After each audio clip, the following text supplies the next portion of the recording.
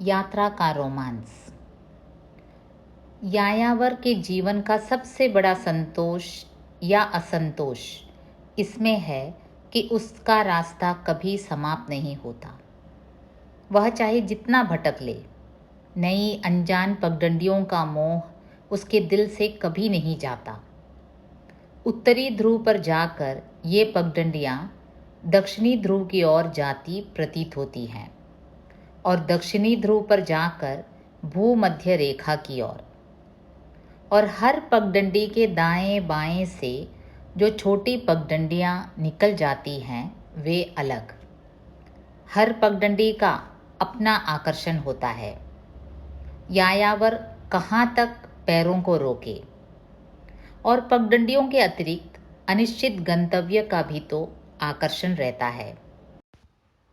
अनिश्चित की संभावना का हर क्षण जो पुलक देता है वह बंधे जीवन की संपूर्ण निश्चिंतता कहाँ दे पाती है।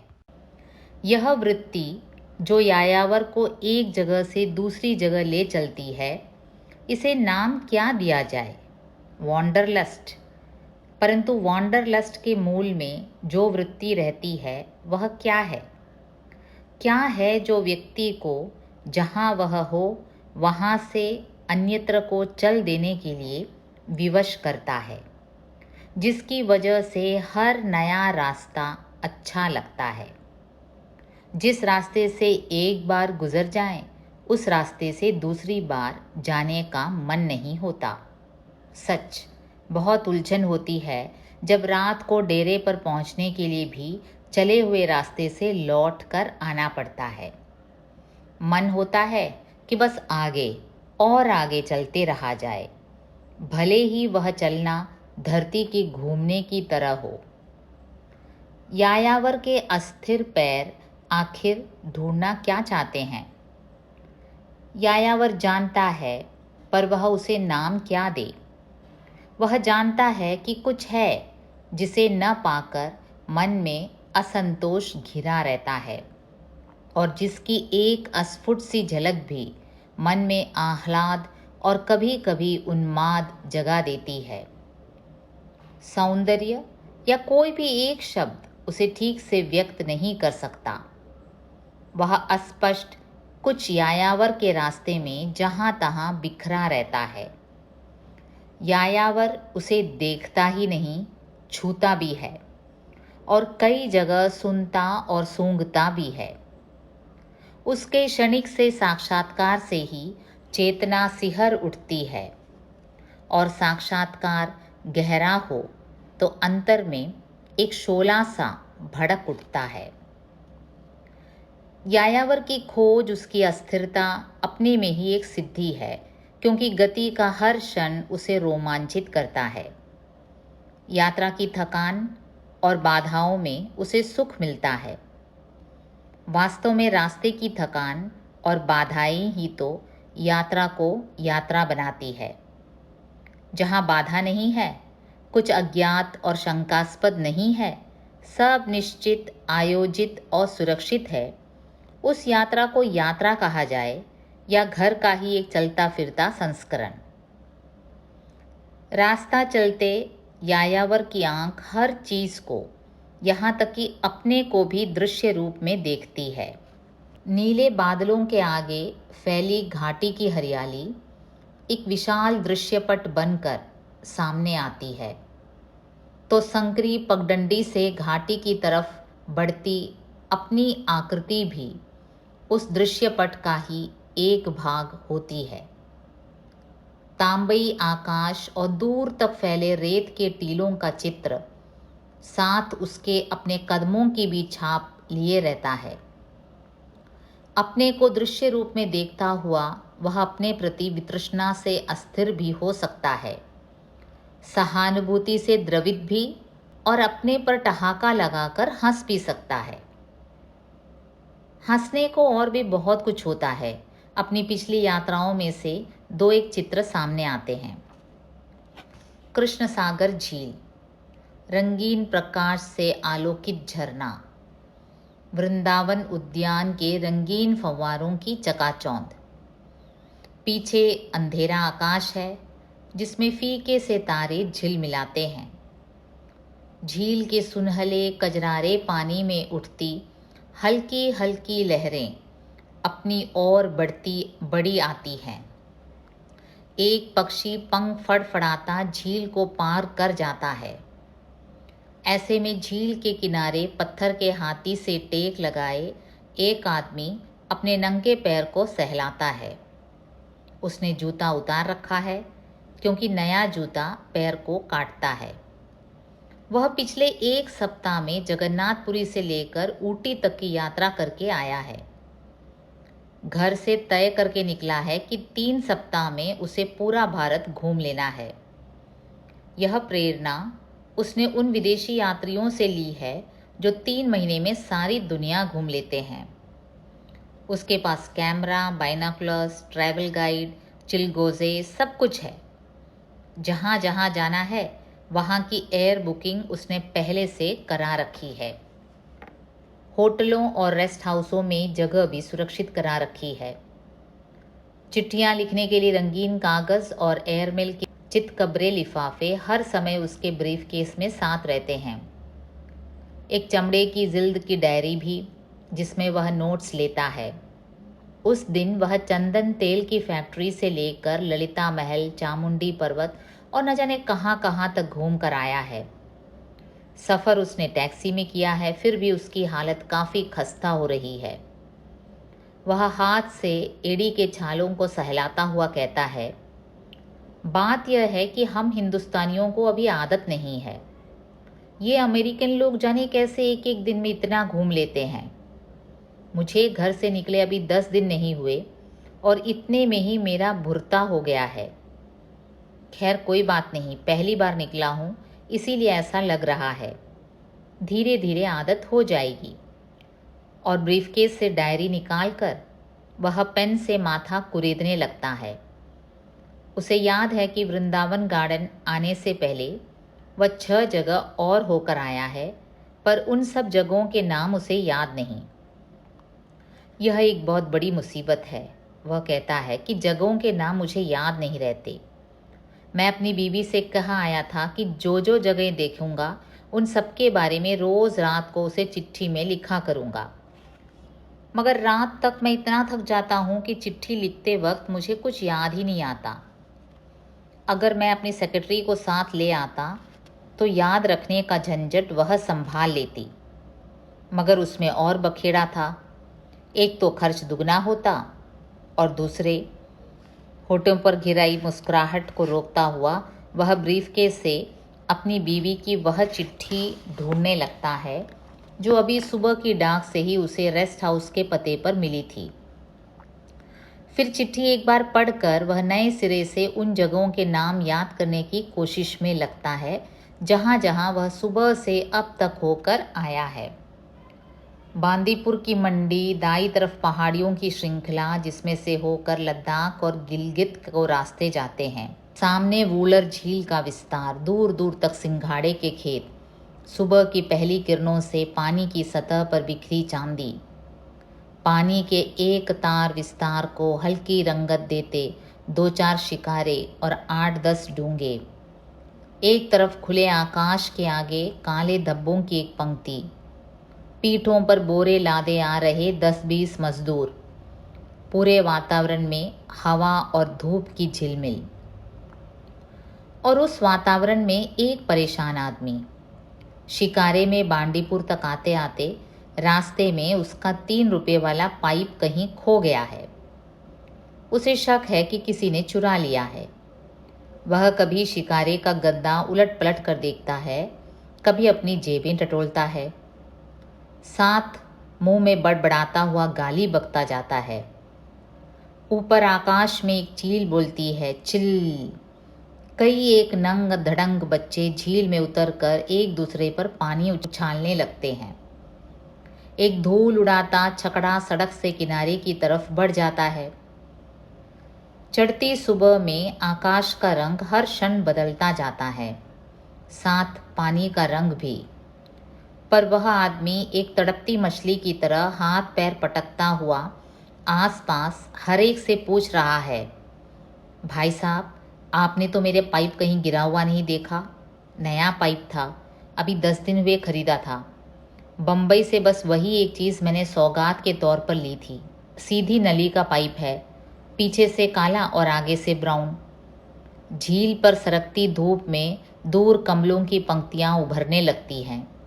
वह आदमी साथ आए हांजी की जेबें टटोलने लगता है। ज़रूर चुराया है किसी ने, नहीं तो भला पाइप जा कहाँ सकता है। यात्रा यायावर को जो तटस्थ दृष्टि देती है वह रोज़ के द्वंद्वपूर्ण जीवन में रहकर प्राप्त नहीं होती। अपने जीवन के निकट वातावरण से हटकर निजी परिस्थितियों और नए व्यक्तियों के साथ अधिक स्वस्थ और स्वाभाविक संबंध स्थापित हो सकता है। ऐसे में व्यक्ति अपनी आंतरिक प्रकृति के अधिक अनुकूल होकर जी सकता है, अधिक उन्मुक्त भाव से अपने को नए अनुभवों के बीच खुला छोड़ सकता है। उस खुलेपन से उसकी नैतिकता के मानदंड बदल जाते हैं। वह एक आरोपित नैतिकता में न जीकर अपनी आंतरिक नैतिकता के अनुसार जीने लगता है। जितना थोड़ा सा भी समय इस रूप में जी लेता है, वह साधारण रूप से जिए कई कई वर्षों की तुलना में अधिक सार्थक प्रतीत होता है। उसके संबंधों का आधार हो जाता है एक आदिम आवेश, जिसके कारण वह एक पेड़ के पत्तों को भी सहलाता है, तो इस तरह जैसे एक बच्चे के गाल सहला रहा हो।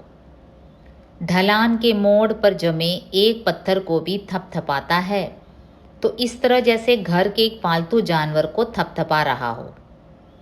घने बादलों को एक युवती के वक्ष की तरह अपने पर घिरे पाकर वह सीटी बजाता है और खेतों की बालियों को इस तरह मसल देता है जैसे उस युवती की उंगलियों को मसल रहा हो।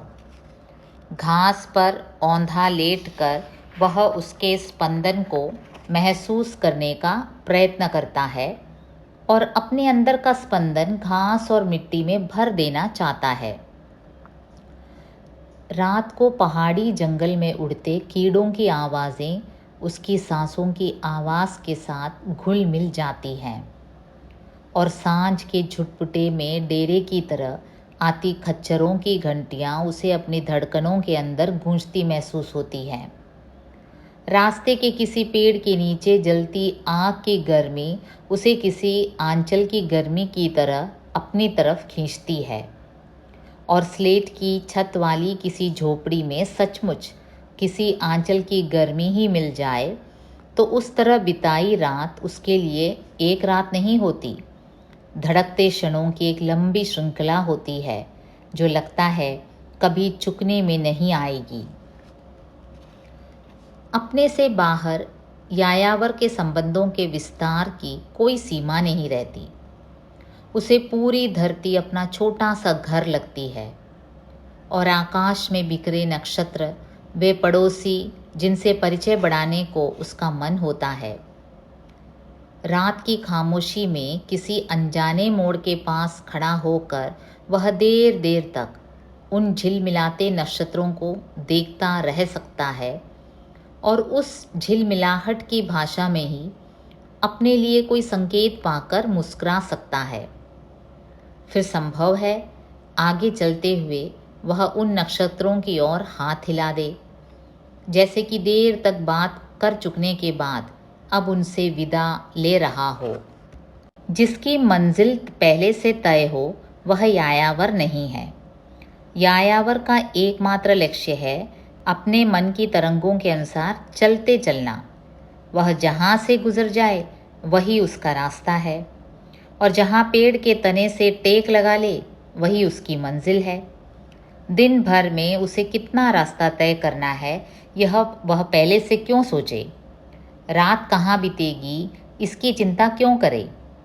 जहाँ जाकर आगे चलने को मन न हो वहीं उसे रुक जाना है और रात उतर आने पर सोचना है कि रात कहाँ और कैसे बीत सकती है। जो पहले से सब कुछ तय करके चले उसे मानना होगा कि उसे पथ पर विश्वास नहीं है। जिसका पथ पर विश्वास नहीं है उसकी पथ के साथ मैत्री कैसे होगी। और जिसकी पथ के साथ मैत्री नहीं, वह यायावर कैसा? यायावर पथ का मित्र हो तो उसे पथ के सुख दुख पथ के साथ बांटने होंगे, तभी पथ भी उसके सुख दुख बांट सकेगा। पथ की नाट्यशाला अपने सब पर्दे तभी उसके लिए उठाएगी जब वह पथ की दलदलों और टेढ़ी मेढ़ी पगडंडियों से घबराए नहीं। तब दलदल के पार उसे झील का बिल्लौरी पानी चमकता दिखाई देगा और टेढ़ी मेढ़ी पगडंडियाँ उसे वहाँ ले जाएंगी जहाँ ताज़ा कमल अपनी अधमुंदी पत्तियाँ खोल रहे होंगे। वह कांटे से छिलकर आँख ऊपर उठाएगा तो एक घटा फनियर की तरह उस पर घिरी होगी, और जब वह अपने खुश्क होठों पर ज़बान फेरेगा तो सामने पंक्ति में खड़े बेंत के नाटे पेड़ विभिन्न नृत्य मुद्राओं में बाहें हिलाते नजर आएंगे। जहाँ उसका पांव फिसलेगा वहाँ नीचे नदी की हरी धारा कई कई गांवों का आलिंगन किए दिखाई देगी, और जहाँ उसे याद आएगी कि वह अपनी डबल रोटी पीछे कहीं गिरा आया है, वहाँ किसी की दो विस्मित आँखें सामने फैलती सकुचाती नजर आएंगी। उसके चारों तरफ कच्ची बर्फ होगी जिस पर किसी जंगली जानवर के पैरों के निशान बने होंगे। वातावरण में इतना कोहरा होगा कि उसे 2 गज के आगे रास्ता नजर नहीं आ रहा होगा, परंतु वे विस्मित आँखें उसे डबल रोटी, बर्फ और कोहरे की बात भुला देंगी। यह रास्ता कहाँ जाता है? वह पूछेगा। तुम्हें कहाँ जाना है? उन आँखों के नीचे से 2 होंठ सवाल करेंगे। यह रास्ता जहाँ भी ले जाता हो। इससे उन आँखों में हल्की सी मुस्कुराहट भर जाएगी और वे होंठ हल्के से काँप जाएंगे। यायावर इसी में अपनी बात का उत्तर पा जाएगा। वह कोहरे को चीरता और जंगली जानवर के पैरों के निशानों पर पैर रखता हुआ उस किसी के साथ दरिया की घाटी की तरफ उतरता जाएगा। परंतु कई बार पथ की नाट्यशाला यायावर को अभिनय की भूमि पर उतार देती है और स्वयं दर्शक बनकर उस पर व्यंग्य कसती और उसका उपहास उड़ाती है। कोलाई ग्लेशियर, बीहड़ और ऊबड़ खाबड़ रास्ता पार करके मैं 3 आदमियों के साथ लिद्दरवट के डाक बंगले से वहाँ आया हूँ। वहाँ पता चलता है कि पास की पहाड़ी के ऊपर एक सुंदर झील है, दूधसर। मैं अपने साथियों के साथ उस बिना पगडंडी की पहाड़ी पर चढ़ने लगता हूँ। पहाड़ी की चोटी पर पहुँचने पर एक समतल मिलता है जिसके पीछे एक और चोटी है। हम इस तरह कई चोटियाँ पार करते हैं, पर दूधसर जिस चोटी पर है वह अभी और ऊपर है। मारे प्यास के बुरा हाल होने लगता है तो मैं अपने साथी घोड़े वाले के लिए ठंडल चूसता हूँ। हरी घास से लदी पहाड़ी पर चढ़ते हुए जगह जगह पांव फिसल जाते हैं। जहाँ लगता है कि अब आगे और चढ़ सकना असंभव है, वहीं पहाड़ी की करवट आगे का रास्ता खोल देती है। आखिर हम लोग उस चोटी पर पहुंच जाते हैं जहाँ से झील दूसरी तरफ नीचे नजर आती है। झील का हरा नीला पानी इतना खामोश और उजला है कि हमें भूल जाता है कि जितना रास्ता चल कर आए हैं अब उतना ही रास्ता चलकर लौट कर भी जाना है। मैं पत्थरों से लुढ़कता हुआ नीचे झील के किनारे पहुंच जाता हूँ। एक पतला सांप झील के पानी में लकीर खींचता हुआ दूसरे किनारे की तरफ तैर जाता है। मैं झील के किनारे इस तरह टहलता हूँ जैसे वह सृष्टि के निर्माण का पहला क्षण हो, और मैं स्वयं सृष्टि का पहला आदमी जिसकी आँखें पहली बार उसी क्षण कुछ भी देख सकने के लिए खुली हो। मैं कुछ शब्द बोलकर जैसे पहली बार अपने को अपनी बोल सकने की सामर्थ्य का विश्वास दिलाता हूँ। तभी टप टप बूंदें गिरने लगती हैं। ऊपर से आवाज़ दी जाती है, तो मैं चौंक कर जैसे उस दूसरी सृष्टि की तरफ देखता हूँ जिससे अब मुझे सिरे से संबंध स्थापित करना है। पत्थरों का सहारा ले लेकर ऊपर पहुँचता हूँ तो बूंदें तेज हो जाती हैं। पहाड़ी के उस तरफ ग्लेशियर है, सदियों की सूखी स्याह बर्फ के जबड़े फैलाए। उन जबड़ों के पीछे से ही वह घटा उठी है जो सिर पर आकर बरस रही है। हम लोग कुछ देर एक चट्टान की ओट में सिमट कर बैठे रहते हैं। एक दूसरे के शरीर की गर्मी और मुंह से निकलती भाप अच्छी लगती है। सबके मन में असमंजस है कि अब लौटते वक्त रास्ता मिल जाएगा या नहीं, पर कोई किसी से यह बात नहीं कहता। सांझ उतर रही है, इसलिए वहाँ से जल्दी चल देना ज़रूरी है। बूंदें अभी रुकी नहीं, फिर भी हम लोग चट्टान के साए से निकलकर जल्दी जल्दी चलने लगते हैं।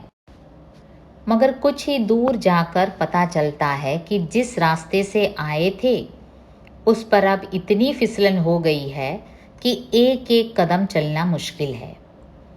यह भी डर है कि पाँव ज़रा सा उल्टा सीधा पड़ जाने से लुढ़क कर खाई में न जा गिरें।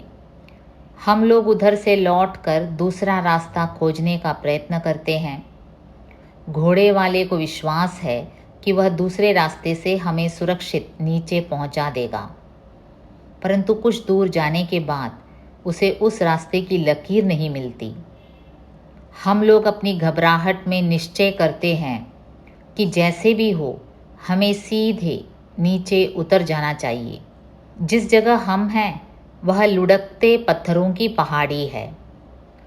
एक पत्थर पर पांव रखने से 10 पत्थर नीचे सरक जाते हैं। जहाँ से एक पत्थर लुढ़कता है वहाँ आस-पास से 20 पत्थर एक साथ नीचे को लुढ़कने लगते हैं। किसी किसी क्षण लगता है कि हमें साथ लिए हुए वह सारी पहाड़ी ही नीचे को लुढ़क जाएगी। लुढ़कते पत्थर आवाज़ भी इतनी करते हैं कि दिल दहल जाता है। अब हम 4 व्यक्ति नहीं 4 बिंदु हैं, एक दूसरे से अलग, जो पत्थरों पर धीरे धीरे नीचे को सरक रहे हैं। हर आदमी दूसरे को सावधान कर रहा है, आराम से आराम से। कहीं से एक भी पत्थर फिसलता है तो चारों अपनी अपनी जगह स्तब्ध हो रहते हैं। तब तक इंतज़ार करते हैं जब तक कि वह पत्थर रास्ते के और पत्थरों को साथ लेता हुआ नीचे पहुंचकर रुक नहीं जाता। जब तक ज़रा भी आवाज़ सुनाई देती है हम अपनी जगह से नहीं हिलते। फिर नए सिरे से कोई कहता है आराम से, और हम हाथों से टटोल टटोल कर 6-6 इंच नीचे को सरकने लगते हैं। बीच में फिर वर्षा घेर लेती है तो हम अपनी अपनी जगह रुक जाते हैं। वर्षा गुजर जाती है तो फिर उतरने लगते हैं। घटा, ग्लेशियर और पत्थर वे सब दर्शक हैं और हम लोग दृश्य हैं। हमारे प्राण हमारे हाथों में और रीढ़ के निचले हिस्से में सिमट आए हैं। सारी चेतना भी उसी हिस्से में है। जो सबसे आगे है वह अपने को सबसे ज़्यादा खतरे में महसूस करता है। जो बीच में है वह अपने को, जो पीछे है वह अपने को। आगे सीधी ढलान है, सबके दिल धड़कने लगते हैं। सहसा नीचे का एक पत्थर फिसलता है और सबसे नीचे का आदमी लुढ़कता फिसलता हुआ नीचे समतल पर जा पहुंचता है। वहां पहुंचकर वह संभलता है और पीछे के लोगों को आवाज़ देने लगता है, आ जाओ, कोई डर की बात नहीं है। लुढ़कते रेंगते हुए हम लोग किसी तरह नीचे पहुंच जाते हैं। पैरों के नीचे अब समतल है मगर वह ज़मीन नहीं है, ग्लेशियर की ठोस बर्फ़ है। अब हमें ठोस बर्फ़ पर चलते हुए आगे जाना है, मगर वह सीधा समतल नहीं है। बर्फ़ में यहाँ वहाँ बर्फ़ की नालियाँ बनी हैं जिनमें से होकर बर्फ़ का पानी बहता है। आसपास बर्फ़ की चट्टानें हैं। कई चट्टानों के नीचे बर्फ़ की गुफाएं हैं जिनकी गहराई उजाले के हल्के स्पर्श से दूर तक चमक जाती है। उनमें से किसी गुफा के पास से निकलते हुए पांव फिसल जाने का अर्थ है हमेशा के लिए उस गुफा के मुंह में खो जाना। हम कहीं अलग अलग होकर चलते हैं और कहीं एक दूसरे की बाहें थामे हुए। हमारा एक साथी बीच बीच में सबसे अलग भटक जाता है। वह इस तरह गौर से आसपास देख रहा है जैसे वहाँ उसे किसी चीज की तलाश हो। पूछने पर वह व्यस्त भाव से कहता है, ऐसी जगहों पर कभी कभी हीरे जवाहरात पड़े मिल जाते हैं, जरा ध्यान से देखते हुए चलना चाहिए। 1-1.5 मील बर्फ का समतल पार करके हम लोग मिट्टी की ज़मीन पर आते हैं। पैरों में इतनी ताकत नहीं कि और 10 कदम भी चल सकें, मगर रात उतर रही है और हम लोग रात भर वहाँ ग्लेशियर के पास नहीं पड़े रह सकते। रात भर रहने और सर्दी से अपने को बचाए रखने का कुछ भी सामान हमारे पास नहीं है। जैसे भी हो हमें लिद्दरवट के डाक बंगले तक पहुंचना ही है, जो वहां से 8 मील दूर है। ग्लेशियर से लिद्दरवट का सफ़र घोड़ों पर शुरू होता है, पर हम लोग अभी 4 मील नहीं जा पाते कि अंधेरा हो जाता है। आगे रास्ता ऐसा है कि उसे अंधेरे में घोड़ों पर बैठे हुए पार नहीं किया जा सकता। घोड़े वाला तीनों घोड़ों को संभाल कर आगे आगे चलने लगता है, हम लोग उसके पीछे पीछे। रास्ते में कोई सीधी पगडंडी नहीं है, पत्थरों चट्टानों पर से चढ़ते उतरते हुए जाना है। एक तरफ ग्लेशियर से बहकर आता दरिया है, दूसरी तरफ पहाड़ी, जिससे कई कई झरने बहकर दरिया की तरफ आते हैं। जगह जगह पत्थरों पर पैर रख रख कर या घुटने घुटने पानी में जाकर उन झरनों को पार करना होता है। जो छोटी सी टॉर्च हमारे पास है, उसका सेल भी थोड़ी देर में चुक जाता है। दिया सलाइयाँ भी ख़त्म हो जाती हैं। अब अंधेरा है, पानी है, पत्थर है, कीचड़ है और हम लोग हैं। एक जगह चट्टान से नीचे उछलते हुए एक घोड़े की टांग टूट जाती है। घोड़े वाला लंगड़ाते घोड़े की लगाम थाम लेता है और आवाज़ देता जाता है, होशियार साहबा होशियार, चले आओ साहबा शबाश। और कहीं पत्थरों से छिलते तथा कहीं कीचड़ में धप धप करते हम लोग चले चलते हैं। अब हमें अंधेरे का होश नहीं है, सर्दी का होश नहीं है, अपना भी होश नहीं है। होश है तो इतना कि लिद्दरवट अभी दूर है और हमें जैसे तैसे चलते जाना है। एक जगह दरिया के उस पार हल्की रोशनी नजर आती है। क्या वह लिद्दरवट का डाक बंगला है? नहीं, डाक बंगला अभी 2 मील से कम दूर नहीं। तो वह रोशनी कहाँ की है? किसी गुज्जर का घर है? हम लोग रुक कर हताश स्वर में आवाज़ें देते हैं, ज़ोर ज़ोर से चिल्लाकर उधर से किसी की आवाज़ सुनना चाहते हैं, मगर हमारी आवाज़ों का कोई उत्तर नहीं मिलता। केवल वह टिमटिमाती रोशनी एकटक हमें ताकती रहती है। और ऐसे में फिर बारिश पड़ने लगती है। शाबाश शाबाश शाबाश की आवाज़ पहले से ऊंची हो जाती है। रास्ता धीरे धीरे कटता जाता है। पत्थर, चट्टानें और नाले पार होते जाते हैं। आखिर जब आगे जाते घोड़ों की टापें एक लकड़ी के पुल पर सुनाई देती हैं, तो जान में जान आ जाती है। पहुंच गए साहबा शाबाश, घोड़े वाला चिल्ला कर कहता है और दूर लिद्दरवट के डाक बंगले में एक बत्ती जल उठती है। थके टूटे हुए हम लोग डाक बंगले में पहुंचते हैं। वहाँ पता चलता है कि वह अमावस की रात थी और डाक बंगले में लोगों ने हमारे जिंदा लौट कर आने की आशा छोड़ दी थी। फिर जलती आग पर तापे जाते हाथ, चाय की एक प्याली और 2-2 चम्मच ब्रांडी। सुबह काफ़ी देर से आँख खुलती है तो पता चलता है कि घोड़े वाला सुबह सुबह उठकर फिर ग्लेशियर की तरफ चला गया है। उसको दिए गए सामान में जो एक कैमरा स्टैंड था, वह रात को उससे कहीं रास्ते में गिर गया था, मगर उठकर तैयार होने तक पिछली रात बहुत पीछे रह जाती है। बात होने लगती है कि तारसर मारसर की यात्रा के लिए अभी चलना चाहिए या कुछ दिन बाद। अब यायावर फिर दर्शक है, जो गुजर चुका है वह उसके लिए दृश्य है, उस दृश्य के अंतर्गत अपना आप भी। कल रात तक जो एक दुर्घटना थी वह अब उसके लिए एक रोमांचक घटना है। अब नई पगडंडी उसके सामने है। उससे पूछा जाए कि कमबख्त तू इतना जोखिम उठाकर भी जोखिम के रास्ते पर चलने से बाज क्यों नहीं आता, तो वह सिर्फ मुस्कुरा देगा, क्योंकि जिस दिन वह यह जान लेगा उस दिन वह यायावर नहीं रहेगा।